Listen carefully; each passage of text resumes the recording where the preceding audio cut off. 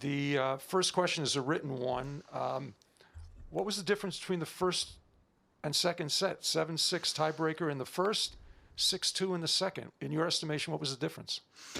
Well, I think, in the first set, it was kind of tough. I was really fighting not only with the opponent, but with myself as well. It was a lot of nerves over there.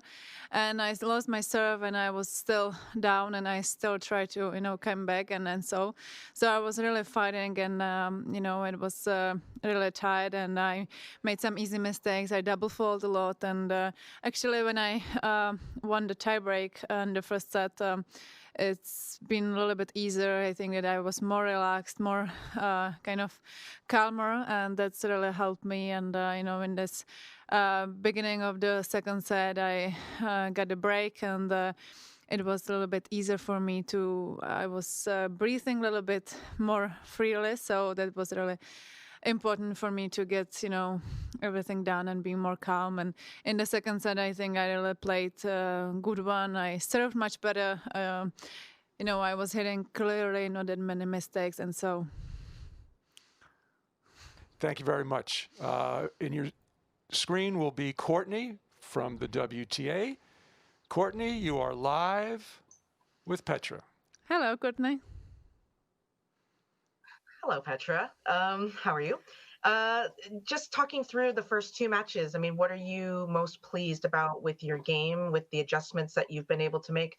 Obviously, in Cincinnati, you said that you didn't play badly in that loss, so it just seems like you've been able to find your rhythm on the courts here.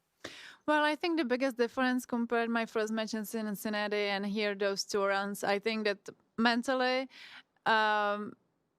I'm a little bit more there, to be honest. And I'm kind of motivated myself much more than in my first match here. So that's probably the biggest differences. And that's, of course, the attitude on the court and everything. It's just connection in between. So, I think it's about this kind of to be there for every point. I know I just get used to playing without the fans. And it's just something different. And I think it was really good preparation to have. Even I lost the match against Marie, but that's how it is. And anyway, I'm glad for it. Even it was a good lessons.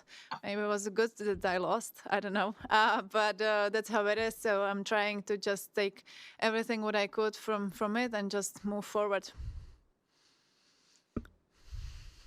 And after that loss, I mean, going into this event and preparing, and you talking about the mental side, which is what everybody's saying is the toughest part about coming back. It's not the physical or the tactical, but just staying focused for a full match. What is the switch that has to flip in your mind to be that way, to be locked in to a match? I think because we are playing without the fans, everything is totally different. And I know we have a team there, which is perfect. But, sometimes you play unbelievable shot and there are just three of clapping. So it's just like, okay, it wasn't that great. So I have to still push myself kind of to be more mentally focused. And so, but it's, on the other hand, it's a little bit like a practice without the fans. And so it's really like, I really have to be still reminding myself to be there for every point. That's what counts in the end. And I think that's the differences as well. And you could play either Jessie Pegula or Kirsten Flipkins in the next round, I believe. Can you talk through just each one of those opponents? Pegula's playing very well. Yeah, I know she does for sure. She's been up the first set. She won in a tiebreak, so I watched a little bit. I don't really know her game, so it will be more about just to watch her a little bit for sure, and talk a little bit with my coach about. With Kirsten, of course, we played a few times. I know her game. She is very tricky. A lot of slice. Lot of drop shots. I mean, she has a variety of her game, really. And she's still a danger player. Even the ranking doesn't show it, but still, she is still there, and that's how it is. And I have to be patient if I'm playing with her. Oh, and just one last question for me: Are you coming to site to practice on your off days, or are you doing your New York don't come to site thing? I'm not practicing in my day off. But I can go for the coffee and go to the Manhattan and so it's a little bit different. Thank you, Courtney. Fair enough. Thank you, Petra. Thank you, Courtney.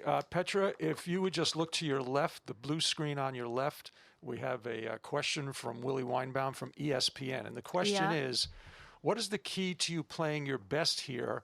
What is the easiest and what is the most difficult part of having no big crowd atmosphere for your matches?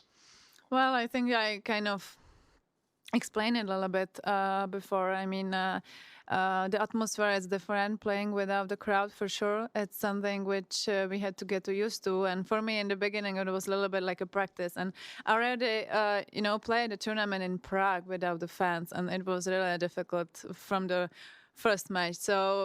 But it's kind of a few months ago as well. So I just had to get used to play and to play the best here. I don't know, play my game for sure. Play help with my serve, and we'll see. Okay, thank you very much. Let's go overseas and see if this young man has a question. Ubaldo, welcome. And would you like to ask Petra a question?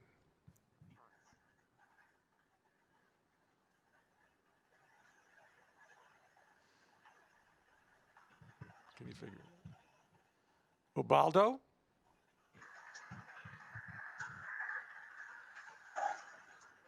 Okay, Ubaldo's apparently having some technical difficulties, so we will move on.